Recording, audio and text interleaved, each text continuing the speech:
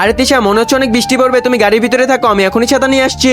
আরে বাবা, অনেক বৃষ্টি পড়া শুরু হয়ে গেছে, আর এই বৃষ্টি পানি তোর মাথা লাগলে তো অনেক জ্বর চলে আসবে। আচ্ছা দেখি তো এই গাড়িটা খোলা কিনা। আরে এই গাড়িটা তো খোলা। আচ্ছা বাবা, তুই গাড়িটার ভিতরে গিয়ে বস, একটু বৃষ্টিটা কমুক, তারপর তোকে নিয়ে বাড়ি চলে যাবো। আরে এই ছোট লোকের বাচ্চারা আমার গাড়ির সামনে কি করে? এই ছোট লোকের বাচ্চা, তোর বাচ্চাকে আমার গাড়ির ভিতরে কোন সাহসে রেখেছিস? এই তাড়াতাড়ি ওকে গাড়ি থেকে বের কর। বাইরে অনেক বৃষ্টি পড়ছে, এই বৃষ্টির পানি ওর গায়ে লাগলে ও অনেক অসুস্থ হয়ে পড়বে, তার জন্যই ম্যাম ওকে আমি গাড়ির ভিতরে রেখেছিলাম। আরে তোদের মতন ফকিন্নিদের আবার অসুস্থ আছে নাকি? এই বাচ্চা বের হো তাড়াতাড়ি আমার গাড়ি থেকে। ম্যাম আসতে, ম্যাম ও ব্যথা পাবে ম্যাম। বাবা তুই কষ্ট পাস না, তোকে এখনই আমি বাসা নিয়ে পরিষ্কার করে দিচ্ছি। তো বন্ধুরা, তোমরা কি বড় হলে তোমাদের মাকে বৃদ্ধাশ্রমে রেখে আসবে? যদি তা না করে থাকো তাহলে এখনই ভিডিওটাতে একটা লাইক করে চ্যানেলটি সাবস্ক্রাইব করে দাও। আর তোমরা যারা লাইক সাবস্ক্রাইব করবে না, তাহলে আমি এটাই মনে করে নেবো তোমরা বড় হলে তোমাদের মাকে বৃদ্ধাশ্রমে রেখে আসবে।